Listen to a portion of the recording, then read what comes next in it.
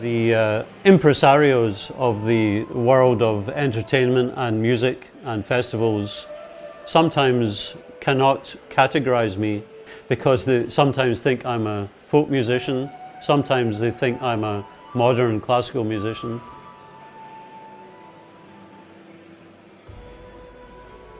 You are asking about my origin of performing and being interested in the music of China, especially its traditional music. I would say that it goes back to my student days actually, when I bought a flute for the first time, a bamboo flute, actually a xiao flute, in 1968. It was maybe over 20 years later that my folk music group called the Whistlebinkins actually did a music tour, a concert tour of China in 1991. So my introduction to China was in November 1990 when I went to Beijing and Hong Kong to do an exchange visit with Mr. Zhao Youkun's group the following year. So I was playing the bamboo flute in the Harmony Ensemble, and I was playing the Western orchestral flute in the Whistlebinkins. In the year 2004, I got an award to work with Chinese musicians and Scottish musicians with Yan Mei Wu as choreographer to produce a ballet, a one-act ballet, based on the old Chinese legend of the ox boy and the weaver girl. So we had a real combination of traditional instruments from both countries, and then some combination of styles. I did an arrangement of 3 Chinese dances of the music of various 3 different ethnic minorities of China, and it was a classical music group that asked me to write that. So that was a very nice collaboration of dance, folk music and classical players. And an American group took it up, the Zodiac Trio as well, and they performed that in China.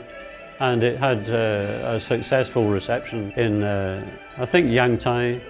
So it just shows how music can be very part of the interchange of ideas and friendship between countries. I remember in 1988, there was a special festival called New Chinese Music. That was organized by the BBC Scottish Symphony Orchestra, and they invited several Chinese composers to have their pieces performed. One of them stayed to work with the BBC Orchestra in Glasgow, and that man was Tan Dune, and he became the associate composer and conductor with that orchestra for 3 years. And I met him at that time. I had some pieces played by the orchestra in those years, and we became friends. And the very interesting thing is that he was translating, he had written in Chinese articles about the Eastern influence composer John Cage, and those articles are important ones for Chinese to bridge the philosophical gap between China and the West.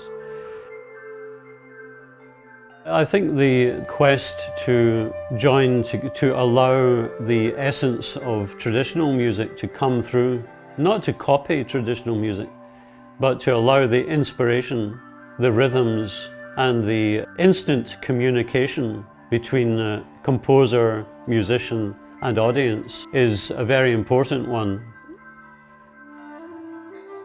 So I would like to bring back the emotional connection in music, and I think we can be taught how to do that by observing how traditional music does that.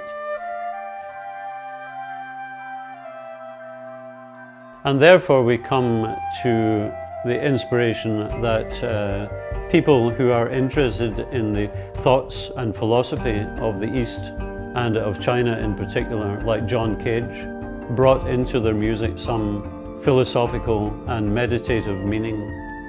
Anyone who's interested in music should explore the similarities and contrasts and the meeting points of these two important cultures.